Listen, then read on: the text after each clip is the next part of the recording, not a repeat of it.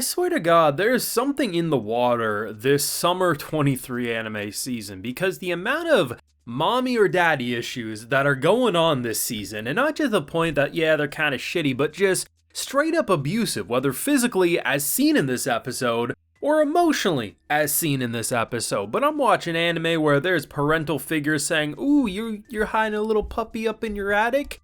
Yeah, I killed it. I didn't give it up for adoption, I straight up killed it. Or in this episode, with Reign of the Seven Spellblades, episode 11, what do? They not only explain why this girl is so just determined for basically daddy's approval. I mean, it's kind of understandable when you're not even able to be acknowledged as a true daughter because you don't live up to the standard of the current one. Like, it does make a whole lot of sense. But the biggest one for me has to be Albright because, bro, like, the simple moment of just chilling, actually being like, hey, this person worked real hard, I actually kind of enjoyed being defeated, and you get electrocuted to near death for half a day, and you kill the girl and her shit's messed. There's no other way to put it. Full live reaction episode 11, though, of Reign of the Seven Spellblades. It's over there on Patreon if you want to see that. It's interesting. Now, it does look like my anime list has updated, so we are getting 15 episodes seemingly confirmed here. So, I mean, originally for the longest time, it was being listed as 13 with maybe a couple of OVAs potentially. So, it's good to know that we got this one going for at least another 4 episodes. And based on how they end the episode, so the credits start playing rather early. There's about 2.5 minutes left when the credits are finished. And what ends up happening is a big old kidnapping. Pete gets kidnapped. Oh man, Faye. Of course he was going to sacrifice himself for his girl because he's a ride or die. But the fact that if we do rewind, there was that warning from this succubus saying, hey, maybe for the next couple of months, don't go out wandering, just chill inside because maybe shit's about to hit the fan. And well, it definitely did. And it will be interesting because, I mean, while on one hand, you could see them potentially trying to fight their way out from there, at the same time, this is going to be explosive, right? I mean, this is a dangerous situation. And I mean, looking at any character in this show, they can go from seemingly ally to straight up psychopath trying to kill you or harvest your brain to potentially being ally again the next school day, because that's just how the rules operate in this school. You never quite know what is or isn't going to happen. So I do think they set up one hell of a stretch here to finish this one up. And I'm excited to see what they do. But I would say this episode is a mixed bag overall. Overall, I will say I leave excited for more and I enjoyed a majority of what I watched, but I think many people will probably walk into this episode thinking something different's gonna happen because almost immediately both of these fights are just kind of over. There's nothing too crazy with the animation, nothing really that crazy with the fighting choreography, a couple of cool moments like having the ice on your neck there to kind of stop you from getting your head cut off. But it all ended rather quickly and rather abruptly. The good thing is that they immediately start showing characterization with our girl, and she's pretty much just like, I mean, Fate does most of the talking because he's pretty much saying that like if you were out of the way, she would be next in line. But then at the same time, it's just like for those many years basically being viewed as a failure. I mean, it's gonna mess with a lot of people, and they had a very heartwarming reunion that brings them together, and sisters can be sisters once again.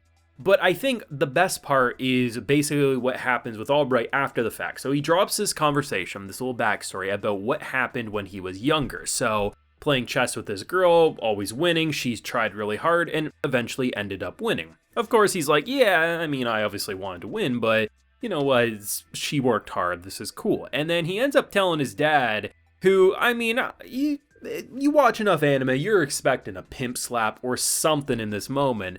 But he straight up electrocutes him, and when he's just trying to figure out and collect his bearings, he keeps on doing it. I said it out loud, I knew damn well that girl was not making it. The issue was I didn't think the whole family would end up getting killed, but seemingly that's what happened.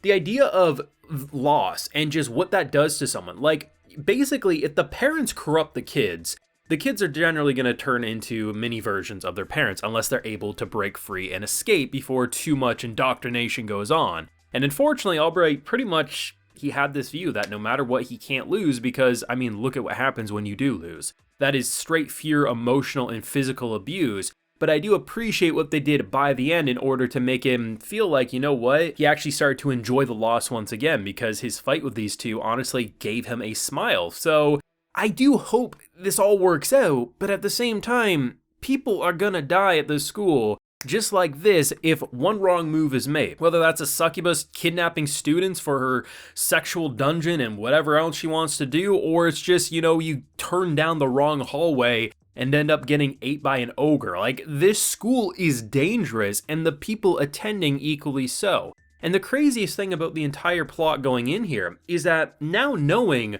what Oliver's intentions are at this school, seeing him genuinely care for this group of people, it's such a whiplash experience because you look at him as this kind of wholesome, and as they even say, you don't need to be like the dad to us, but that's kind of what he's been for a while. He's kind of the father figure, but then at night, he's secretly trying to kill these teachers. And obviously, I love a season 2 so we could see the next target, of course, but at the same time, this has been a very interesting world to explore. I mean, I've pointed out multiple times just the general architecture or the fact that they'll have crystals that will be acting as lights. They don't really draw attention to it, but you can look at pretty much anything in a scene and feel like this actually feels like a world that wasn't just like, okay, magical world.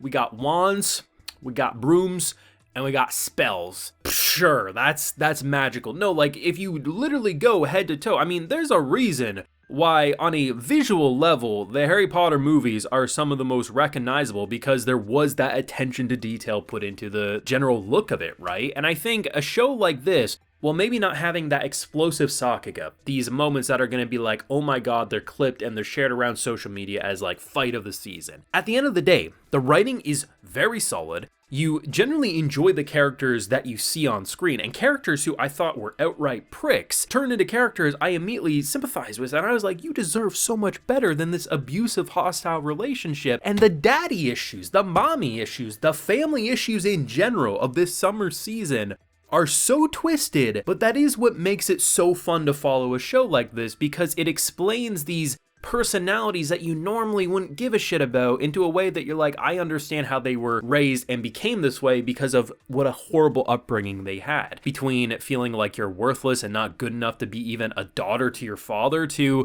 basically someone threatening and physically and emotionally abusing you so that you think only victory is okay.